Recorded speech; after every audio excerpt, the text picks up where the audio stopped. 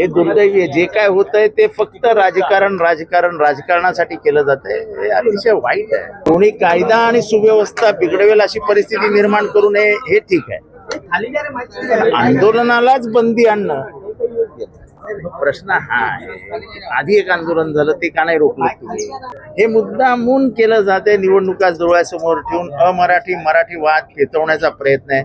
मी परत एकदा सांगतो, कुठल्याही भाषेविषयी, कुठल्याही जातीविषयी, कुठल्याही धर्माविषयी दुस्वास असणं, द्वेष असणं, दुराग्रह असणं हे आमच्या हृदयातच नाही आहे. हा महाराष्ट्र धर्म सगळ्यांना बरोबर घेऊन चालणार आहे. इथली माती ज्याने कपाळाला लावली त्याचा उद्धारच झाला.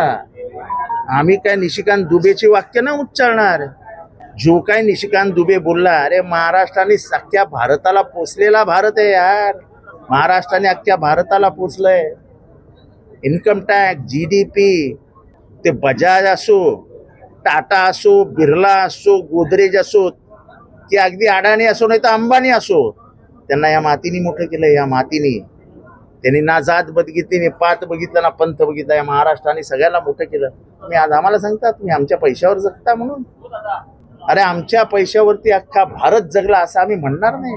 आमच्या महाराष्ट्राचा विशाल हे जे विशाल आहे ना आमचं, त्या विशाल हृदयात नाही हे सगळं निघालं. तुम्ही आज हृदयावरती आमच्या थुंकतात. हे म्हणतात की आम्ही पोचतो म्हणून तुम्ही जगतात. अरे मराठी माणूस कुठे असा झालेला नाही.